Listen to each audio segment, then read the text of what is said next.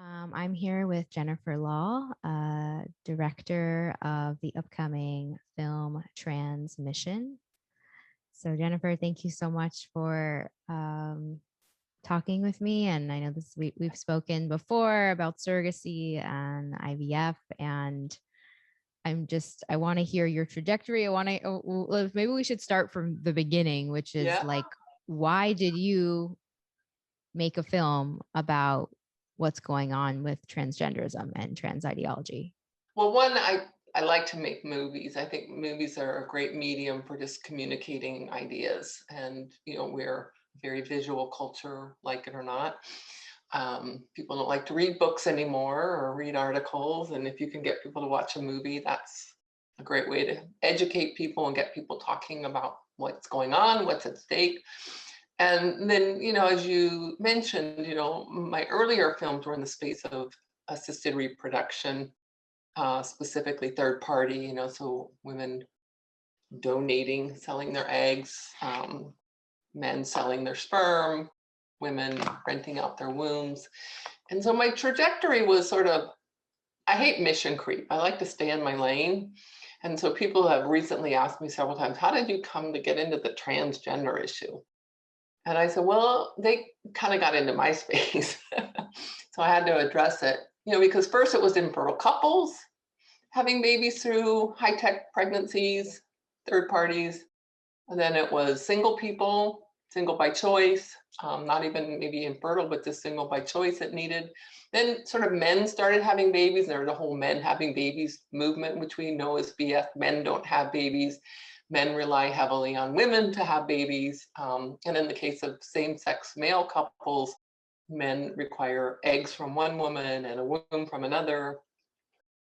And then, of course, it bled into trans men and women having babies. And the way that trans men and women having babies is through assisted reproduction and often third-party conception. And before I started all this work, I was a pediatric critical care nurse for a very, very long time. So I've always been interested in kids.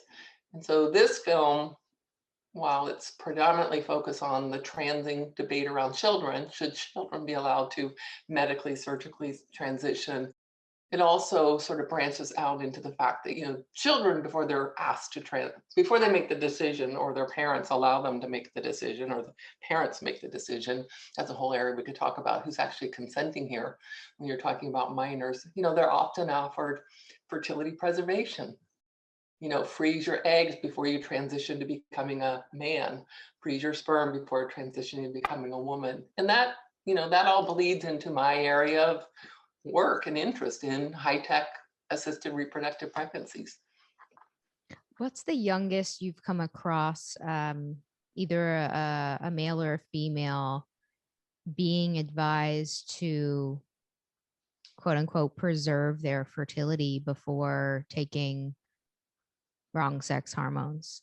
I can't really answer that question because I'm not aware of a particular case.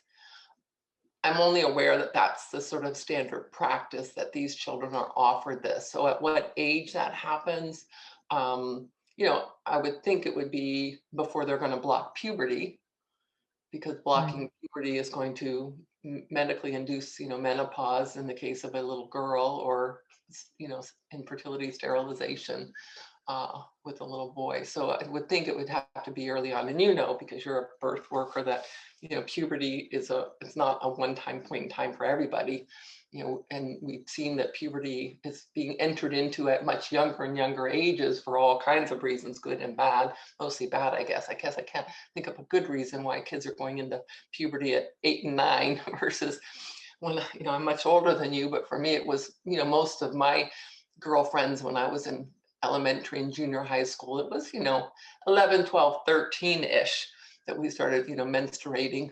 But now, you'll hear of little girls that are, 8, maybe even younger. That would be the point, though, when they're being offered this, because they're going to consider blocking puberty. Yeah, I hadn't considered that there's a pocket of an industry. It's like a exploitation within exploitation. Right, like these children are already being exploited and sold a lie that like there is a thing called transition, which implies that you can go from one sex to the other, which we know is totally insane and can't happen. So they're being exploited in that sense. And then in addition, they're being targeted by just the other subset of pharma, which is the, as you mentioned, like third party reproductive technology. And it's all, of course, right, pharmaceutical companies, but I hadn't considered that this is like a exploitation within exploitation. So that's really, yeah, thank you for naming that. Preparing for future exploitation. I mean, again, it gets back to Right. the leading of how did I get in this space? You know, the same drugs that children are put on are what egg donors and surrogates take. You know, egg donors and surrogates take Lupron, you know, take progesterone, take estrogen. You know, the same drugs are being, you know, people are outraged that little children are being put on Lupron. And I'm like, well, yeah, but we've been putting, you know, healthy women who don't need to take Lupron on Lupron. And then, you know, Big Pharma, you know, has a patient for life once you medically, surgically transition. And then Big Fertility is waiting in the wings for if and when you grow up and decide you want to become a parent, Big Fertility is here to help you. So everybody's just kind of waiting for the money to fall their way. Right. And then we have the plastic surgeons like getting their part, you know, it's so wow. Yeah. Back to my earlier, you know, work in nursing, you know, what has happened to medicine and what has happened to healthcare? And when I see this is not medicine, this is not healthcare, this is not helping solve medical, you know, illness, disease, sickness, whatever. Right. So that was that the flag for you when you started hearing about this life-saving medical care for these trans-identified kids? I mean, what was the tipping point? What were the red flags for you? Was it Lupron? What because of all your experience with, you know, exposing the harms of the surrogacy industry and IVF? Was it You know, I can't say that it was an actual flashpoint because it was a gradual evolution for me. As I said, you know, first it was in same-sex couples, started getting in on the big fertility and the men having babies and then trans women and then, you know, the realization that we're doing this to children and, you know, and to that point, children were not in my space because children are not using assisted reproduction to have babies as children. We don't have, you know, 8-year-olds using, you know, if they're you know, mature, using their eggs to, you know, fertilize a surrogate womb or something so an 8-year-old can be a mother. But it was this sort of a gradual, and that's when I, you know, I remember having a conversation with a supporter of my work. And I just said, you know, in this particular space, I said, we need a movie.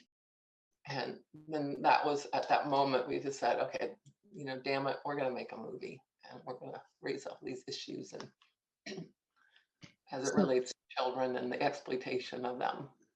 so what was the process like of speaking to the mothers and the detransitioners? How did you come in contact with these women? Were they contacting you? How did it come together? Yeah.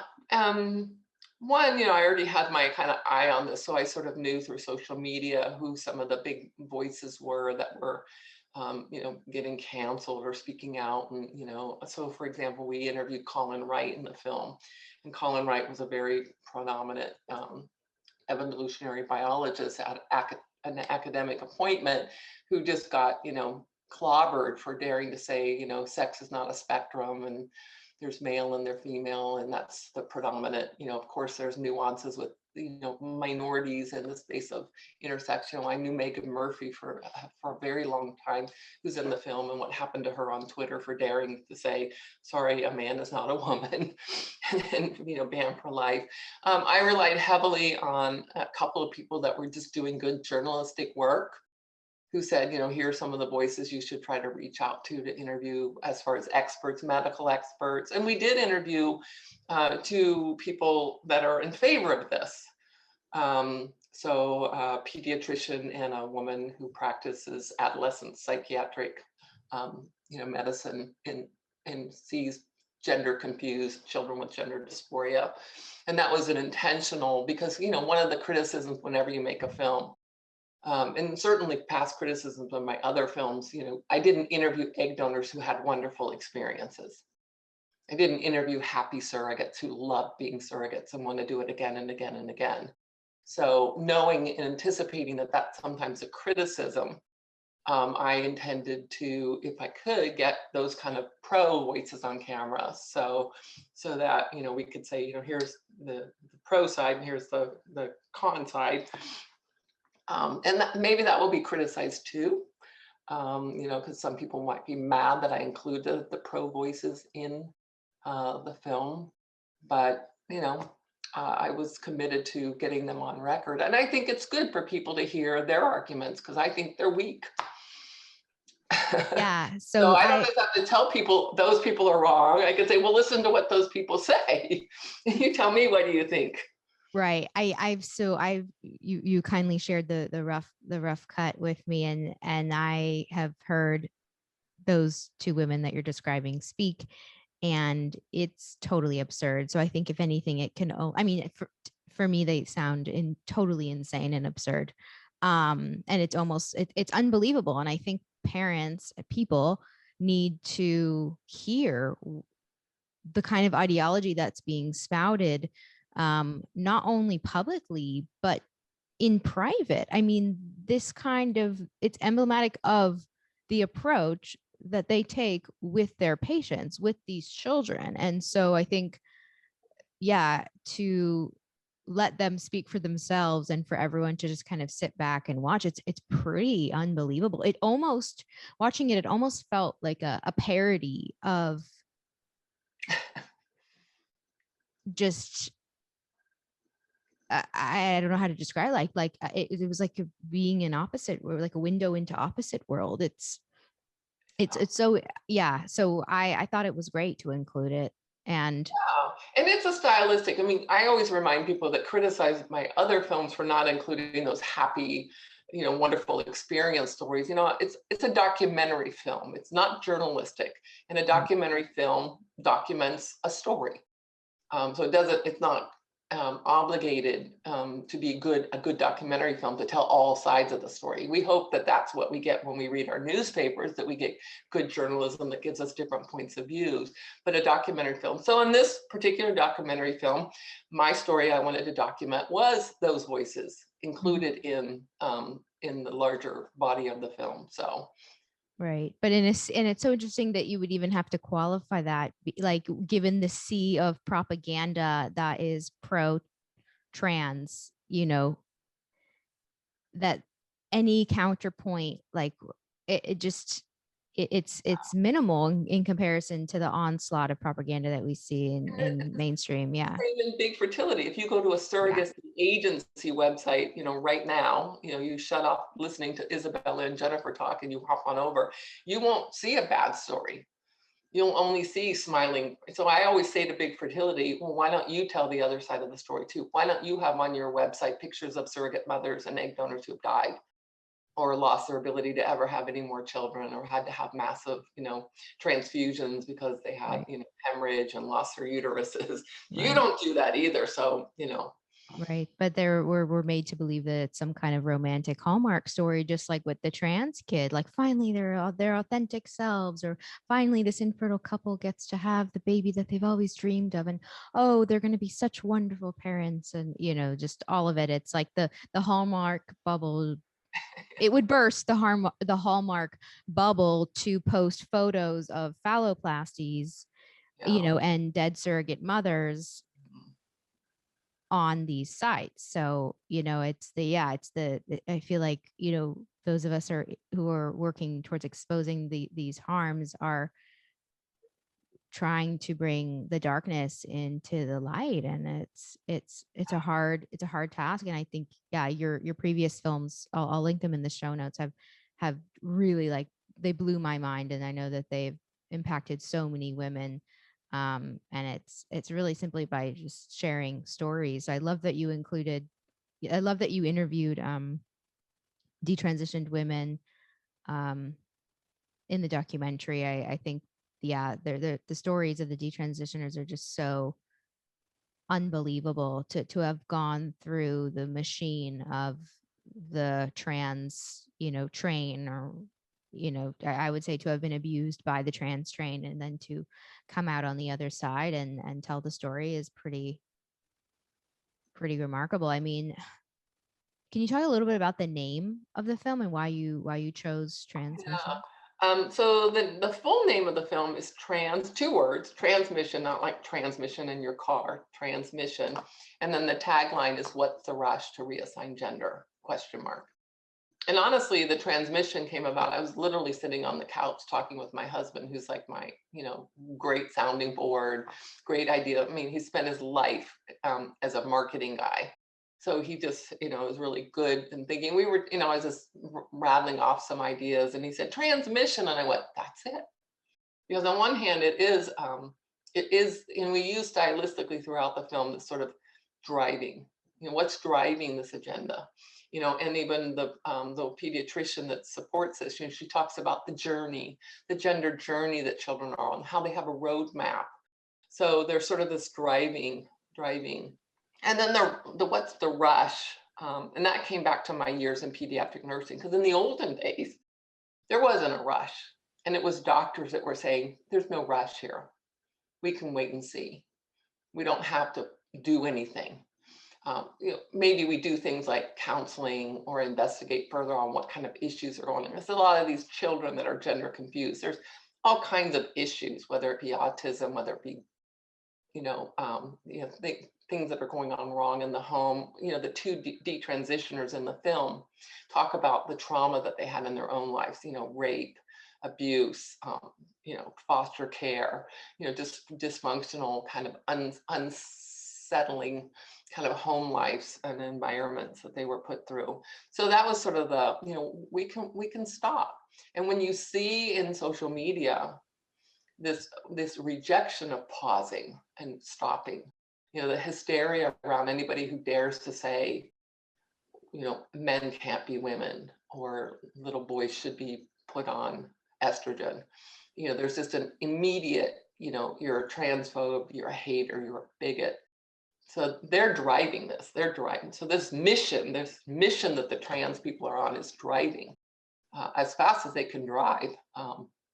Children, teenagers, young adults down this path. Mm. Yeah, the rush to reassign gender almost gives them too much, I think gives them too much credit. Like this idea that they're trying to reassign gender, which everybody knows can't be done because gender is just like social norms and social ideas. It doesn't actually mean anything. But like the rush,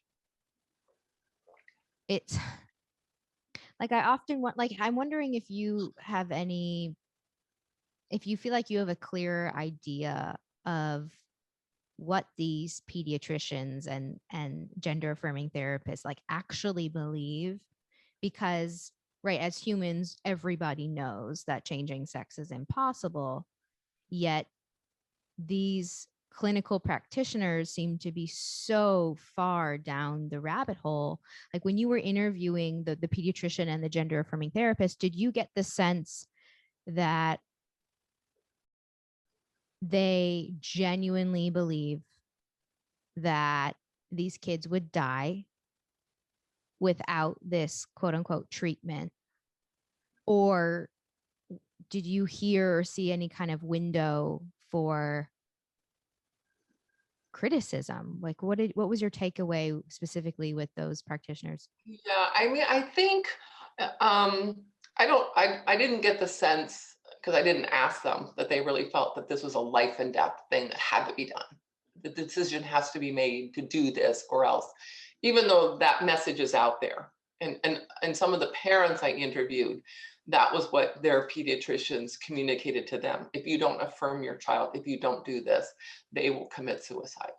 But from the two experts that I interviewed, they never said that, but they clearly felt that this was an appropriate intervention, that this was an appropriate solution to the child's gender dysphoria. And that, to not offer that would not be perhaps proper good medicine. But I do think if you just think of the general pediatricians out there, for one, most of them just take their cue from their professional associations. And there are professional associations like the American Academy of Pediatrics, for example, is, a small group that, from the top down just says this is our position on, transgender and youth or children. Most busy pediatricians don't have the time to read journal articles, the latest research. They're just busy trying to stay afloat, managing their practices, seeing their kids. So they sort of just take their cue from their professional groups that most of them are members of. Most pediatricians are probably members of, the American Academy of Pediatrics, or the, Pediatric Endocrine Society, which is all in favor of this. So, I mean, I haven't surveyed all pediatricians in the United States to see how they're running their practices, but I think they're just taking their cue from whatever their professional body is saying. This is the new standard of care. If you have a child that comes into your office that is, gender confused, gender dysphoric, rapid onset gender dysphoria, whatever, this is the sort of today's standard of care for treatment for these children, which I think is sad. And it gets down to, again, what's the rush, Right. Right. and what happens when, and I saw this, early, before I completely left hospital nursing, parents, because in my case, I did pediatrics, and adults, this happens as adults too. We show up with our doctors. We've done our internet research. We told our doctor what we have. We tell our doctors what kind of tests we want done. We tell our doctor what kind of prescription we need. I did, a short-term stint before finally leaving nursing in an emergency room. And oftentimes people came in with just papers they'd printed out. I need a chest x-ray and I think I have this, and, and doctors went from being physicians to being service providers. And, so I'm wondering how much, because I'm hearing now, just with the little bit of noise we've been making around the film, I'm already starting to hear from parents who've seen the trailer of the film on social media and are like, so thankful I've made this film. I think, parents who are getting swept up in this is how we treat this new phenomenon called, rapid onset gender dysphoria or whatever. So they don't have the tools.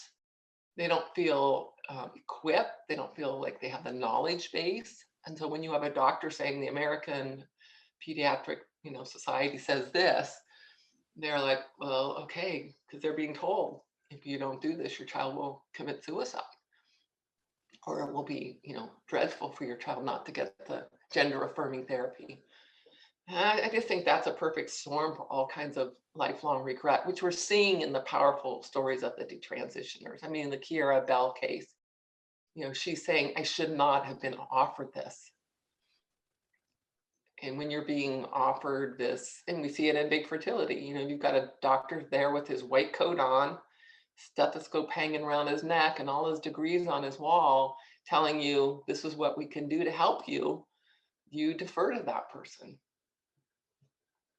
Right. On the one hand, I'm all for women being in charge of their healthcare and showing up to those appointments with like, yeah, here are my charts and this is the lab that I want and I'm pretty confident this is this. And I, on the one hand, like, yeah, that seems really awesome. That's kind of what when I was more engaged in like the allopathic world, like I was advising women on how to do that specifically. But I hear what you're saying, that in the case of like transgenderism, like there is like a formula that these kids learn. They're trained from these like YouTube videos and influencer, like literally how to get the hormones so you can be your authentic selves, like what to say, scripts. I remember I interviewed Willow, who has her own channel, Waffling Willow, and she said that at the time that she wanted testosterone, it was actually kind of difficult. And so this maybe about 10 years ago. So the doctor that she saw basically like tricked the insurance company so that she could get access. So it wasn't as easy like 10 years ago, but I hear what you're saying in that yeah, the kids are going in, or like, as you mentioned, in the emergency in the emergency rooms, people are coming in and the doctors are just kind of like writing the scripts. Yeah, and I mean, that is a backlash because, in the olden days, medicine was way too paternalistic. Doctor knows best. You didn't ever even think to challenge your doctor. You just like, yes, doctor, and you comply.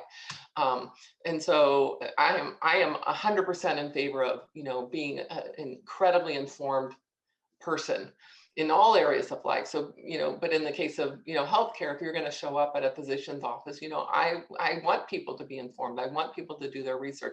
The problem in this space, especially as it relates to children, is the data is really not there because this hasn't been going on for a long time. And we know if you're going to have good data, you need to follow and track over long periods of time, have good sample sizes. And so, what people are, able to Google and get is not gonna, in many cases, really properly inform them.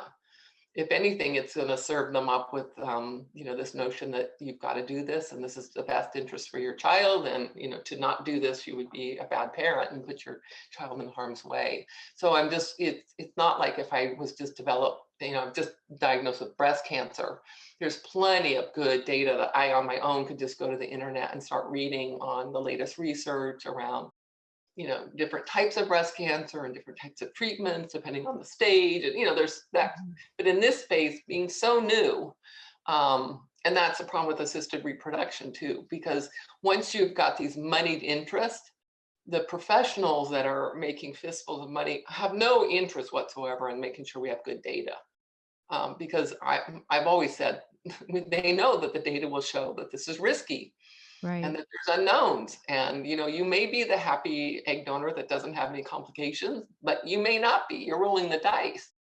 And the same with our children. We don't know the long-term effects of taking a 9 or a 10-year-old, in the case of a little girl, putting her on massive amounts of testosterone for 10, 20, 30, 40 years. I mean, some of these adult detransitioners are already saying that they're feeling now, the consequences of, cross-sex, wrong sex hormones for 10, 15 years. So it's experimentation. And gets back to informed consent. Our parents being told we're experimenting on your child. And we don't know the long-term effects of this. Right. There was, you remember the doctor in New York at Mount Sinai? He performed, I forgot his name. He performed the castration on a 16-year-old male, and I watched a video of this surgeon talking about the quote unquote vagina that he made for this male, the 16-year-old male, or 16-year-old at 16 years old at the time, and he described it as being able to do it, basically function like a regular old vagina, and I just, as he was speaking and describing the procedure, I just thought, this is your claim to fame. Your claim to fame is performing a castration, and this guy is going to be applauded and looked at as the Trailblazer. Yeah, the trailblazer, the hero. Yeah. The new frontier of medicine, and here we go.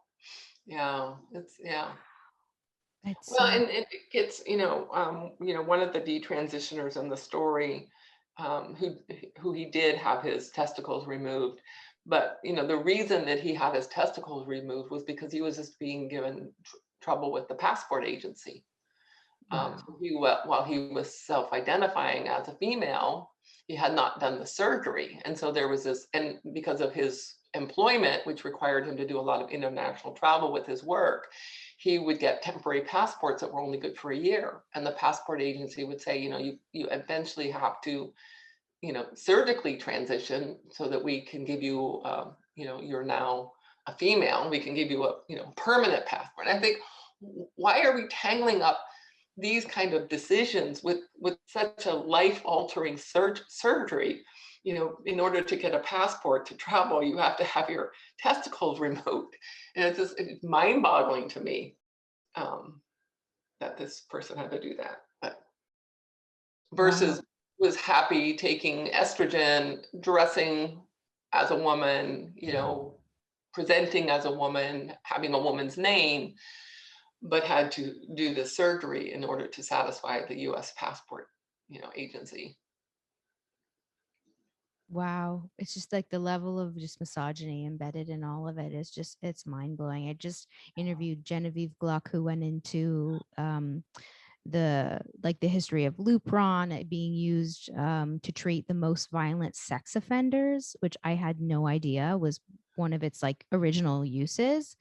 And like you said earlier, like these drugs that have been historically used on women very unscientifically have also been used on sex offenders. And we're supposed to think it's perfectly normal to give them to children, the same pharmaceuticals. I mean, the fact that you would even have to make a documentary explaining why this is crazy, like it's, I mean, thank God you are, thank God you're bringing, sanity to the insanity that has occurred. But I mean, it's the truth is so ugly. And I wonder if just the resistance is just to avoid facing the pure evil of this. I mean, and it's interesting that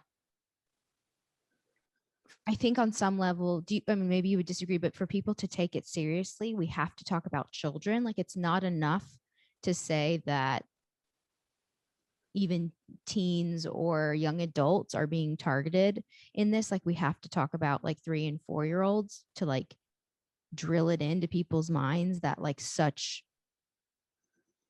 damage is being done. Like, what do you think about that? I mean, I, I always err on the side of children deserve our utmost vigilance as it relates to care and protection, and to keep them as innocent as possible. So, for example, like one of the parents in my film said, her daughter, who thinks she's a boy, has a brother, and he's a minor, and she said he would love to be in the film and talk about the impact that this has had on his family, his life, having his sister do this. And I said, absolutely not. As a filmmaker, I don't interview children. I don't include their voices. I try to protect their innocence. This is big people stuff for big people to sort out, and it's our responsibility as big people to protect children.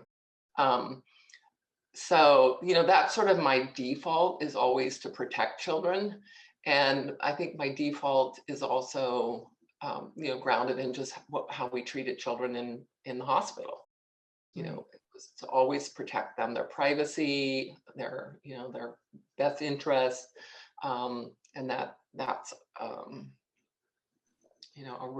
something I take very, very seriously. Now, then, our target audience for this film is parents. And we hope that parents will watch this film and feel, I'm better informed. I have the language to speak. I have the questions to ask, to challenge. So when I show up in the doctor's office and my pediatrician says, we need to put your child on puberty blockers, I can say, no, we're not going to do that. Is there some good counseling we can get? Look at what's going on in the home or the school life that's causing this child to have these problems. But yeah, and visually, we use, because we shot this film 100% during the lockdown, the pandemic, which was a challenge is filmmaking wise. So while we did do quite a few in-person interviews, we had to rely on a lot of Zoom interviews like you and I are doing right now to be able to speak to people that were sheltering in place and couldn't have a film crew come into their work life or their home life to do interviews.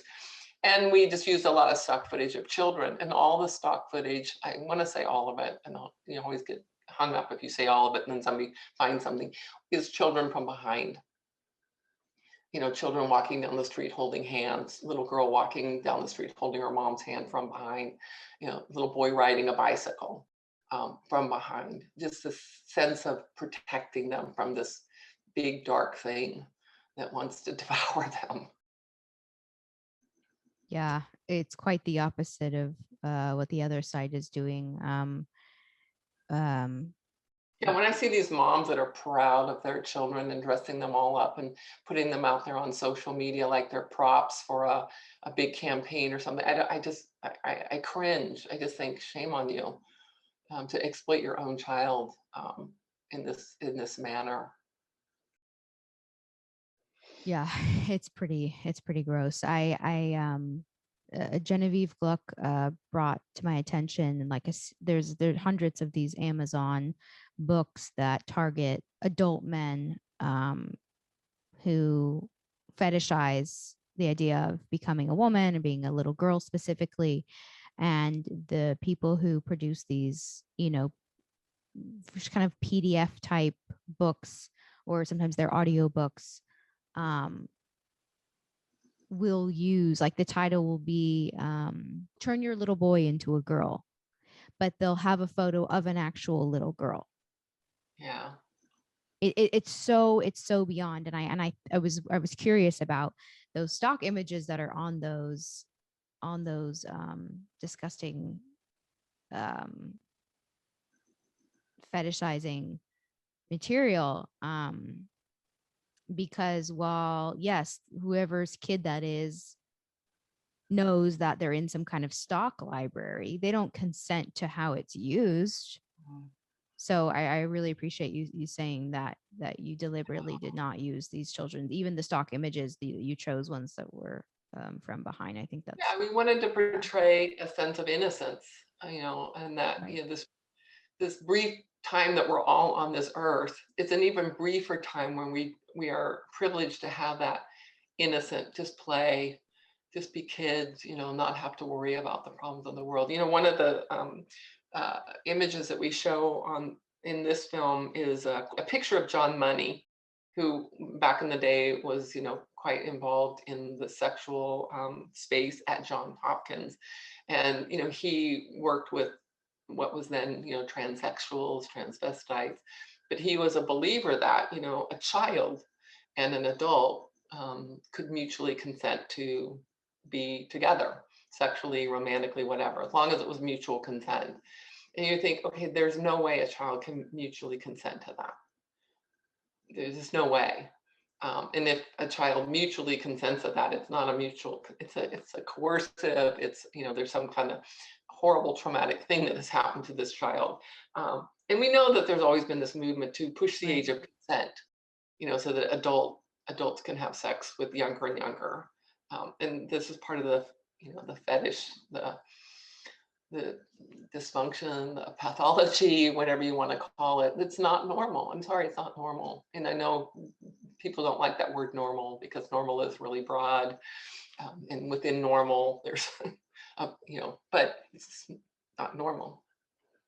Right. I mean, that's why they changed it from transsexual to transgender, because it doesn't really have a good ring to it, a transsexual child, but transgender child is a Hallmark story, right? Yeah. That's why they shifted it's my understanding that was the intention for the shift in language. Is interesting. Like when I talk to the grandmothers of the trans identified kids, they haven't been programmed to use words like gender, like transgender. Like they'll say to me, like, it's insane that people think that my granddaughter is a transsexual.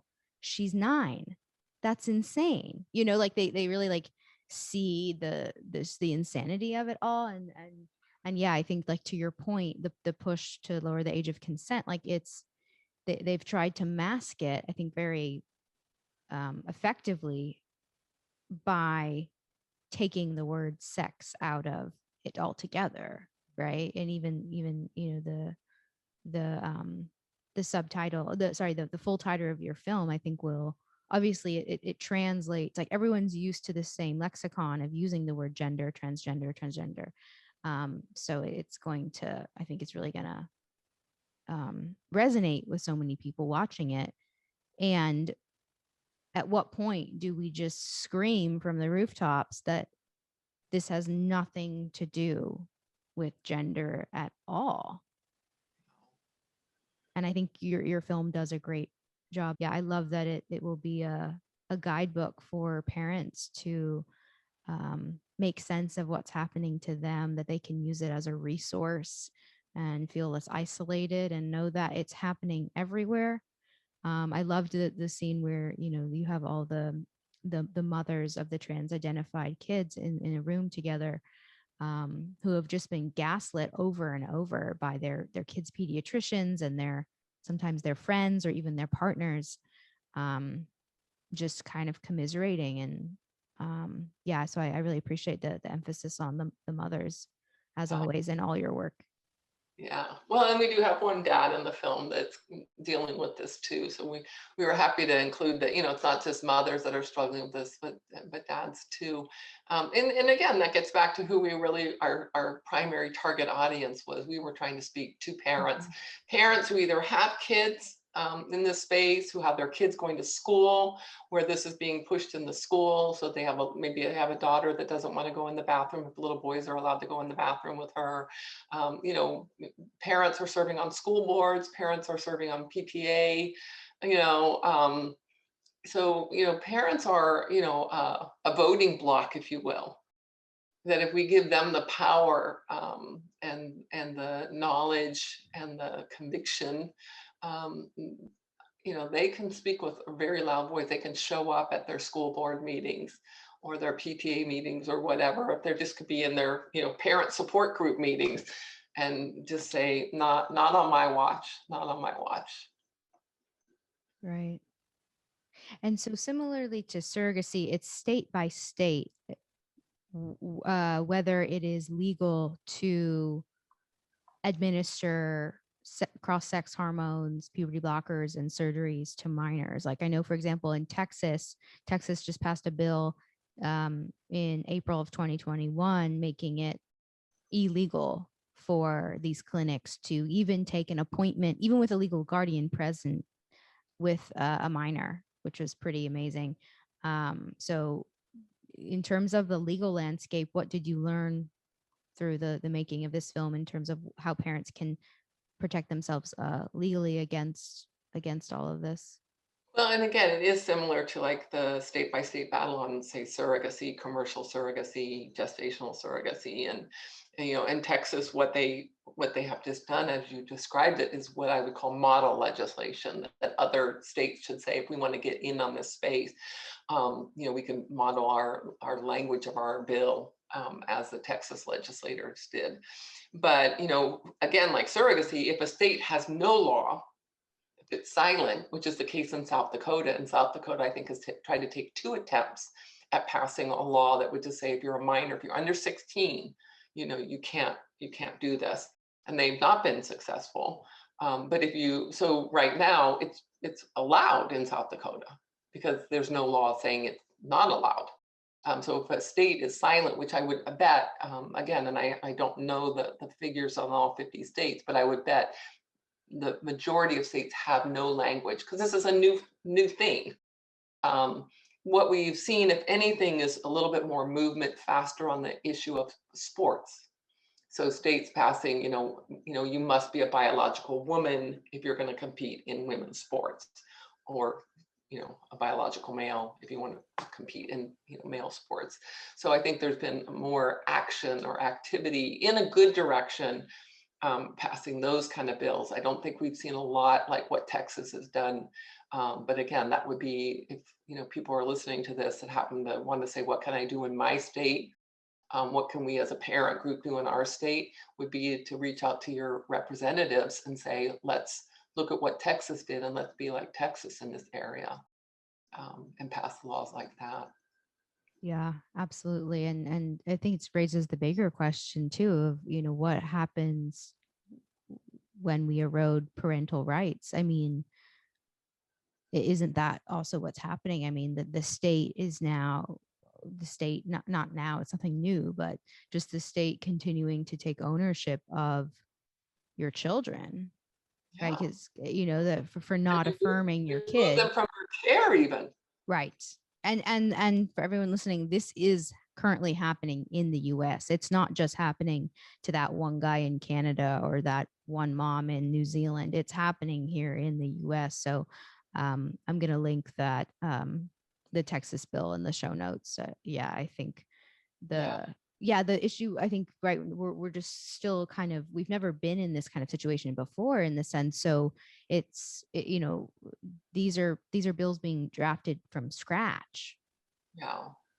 right? Well, Same with the sports. I mean, that we'd even have to defend women's sports and whatnot. So Save Women's Sports has been doing it. They've been really, creating these templates, or as you said, these kind of model bills.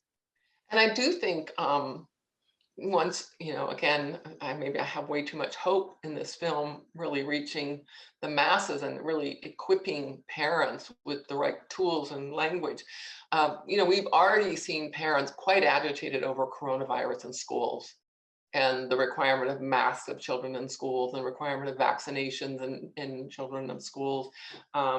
And just for the record, I was a pediatric nurse for a very long time, and I'm not an anti-vax person. And I understand that people are anti-vax and people are pro-vax, but I can absolutely understand why parents do not want to have their children tested with an emergency use only, vaccine that doesn't have any kind of long-term safety data. And really, most children, if they get coronavirus, will be absolutely fine.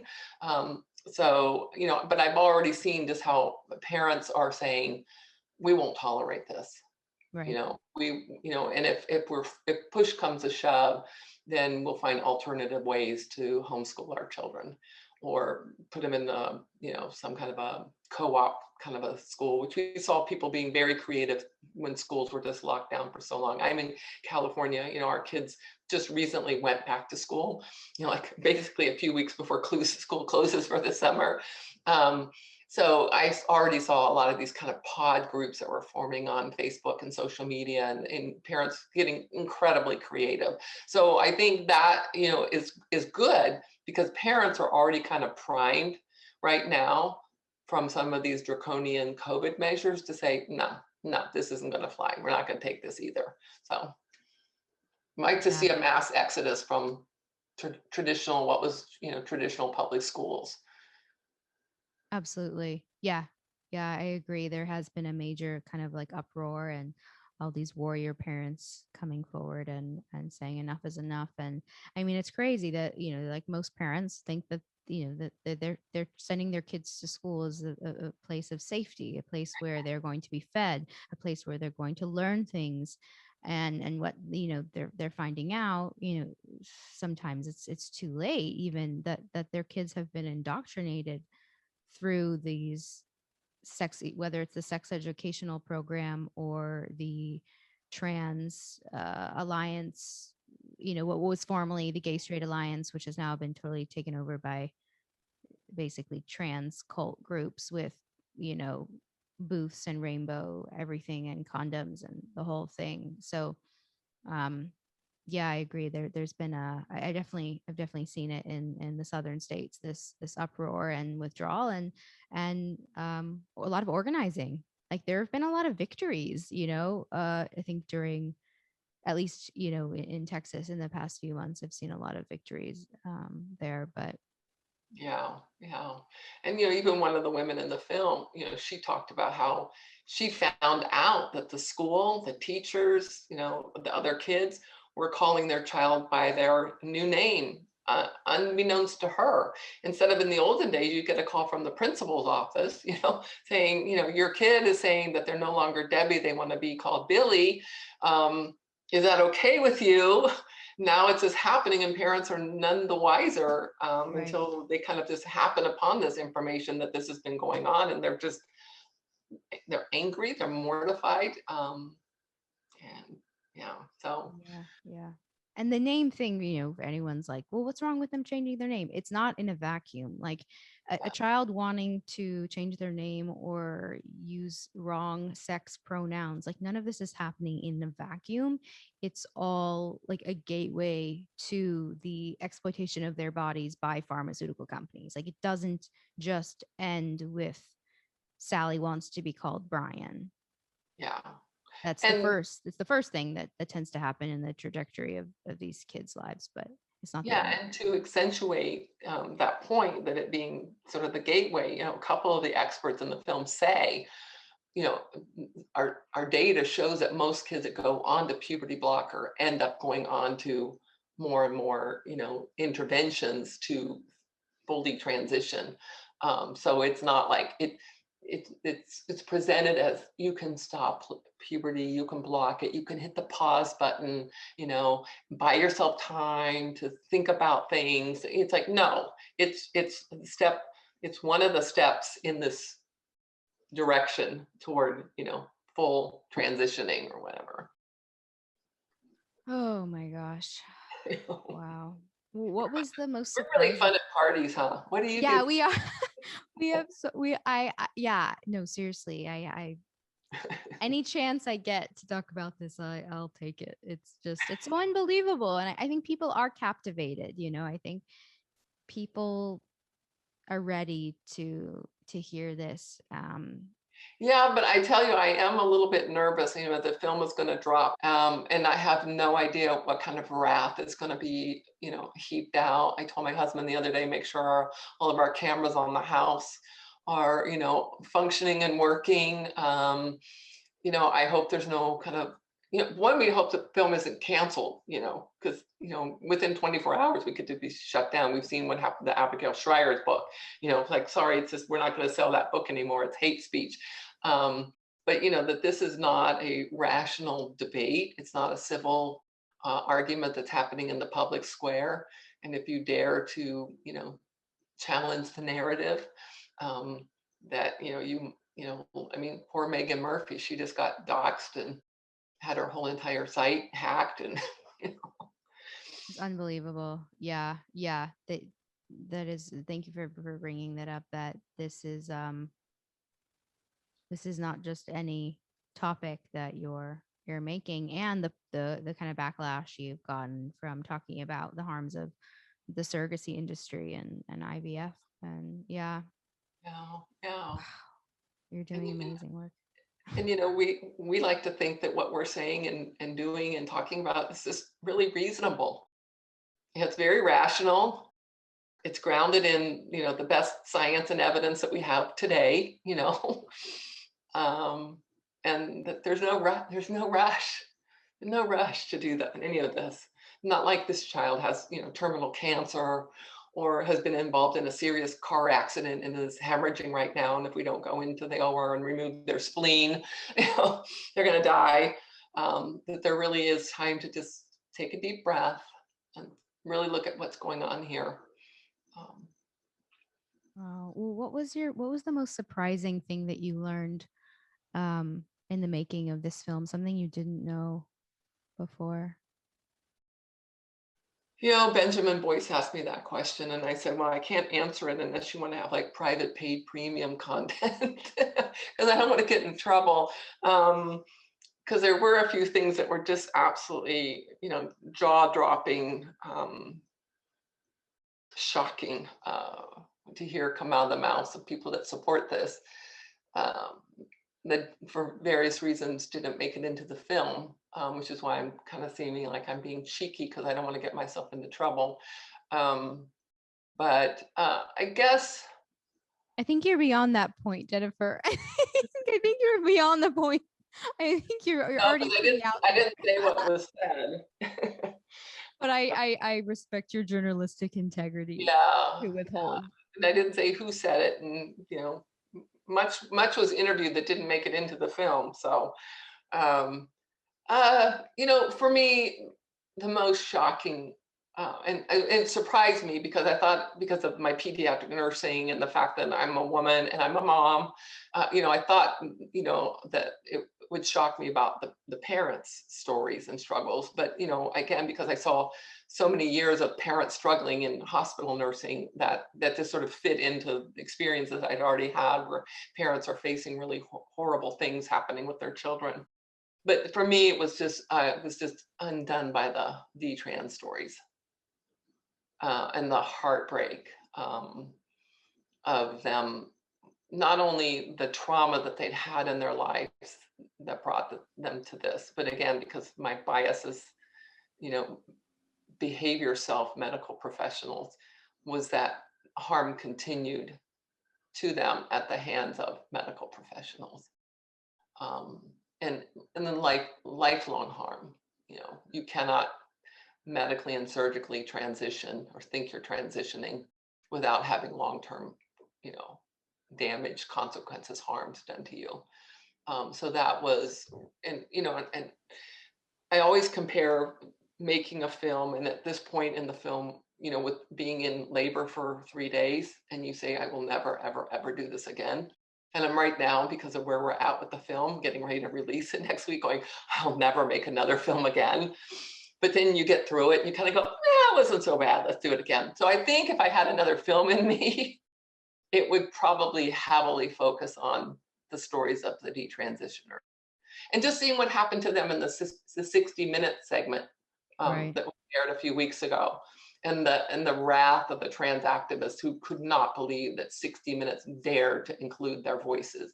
And I timed it. It was a 7-minute segment, and they were not satisfied that they didn't get all 7 minutes of it to beat the pro trans, drum, and that 60 Minutes actually had the audacity to allow those people to tell their story about how it didn't fix anything for them. And if anything, it made things worse. So yeah, that would be the biggest shock, was how undone I was by those stories. Yeah. And I'd never met a detransitioner. So to actually meet them, which I always count as a huge privilege, to be able to enter into people like that's life and have them give you permission to share their story. I mean, that's sort of the nerve thing. You make a film, is that people, whether you were in favor of their point of view or not, that at least they feel that you handled their story fairly. So it was really important to me to make sure that the pro voices, even though I disagreed with them strongly, I didn't try to punk them. I didn't try to set them up. I didn't have any of this gotcha stuff. See, you're really, I don't like that. It feels propaganda to me. It feels heavy-handed, because to me, the facts are good enough. They stand on their own. So I would love to see a lot more airtime given to these detransitioners, and they're growing. I mean, it's sad. It's sad that number is growing, but I hope we'll reach a tipping point where we'll stop doing this, so we'll have less and less detransitioners, because we didn't have this transitioning happen. Right.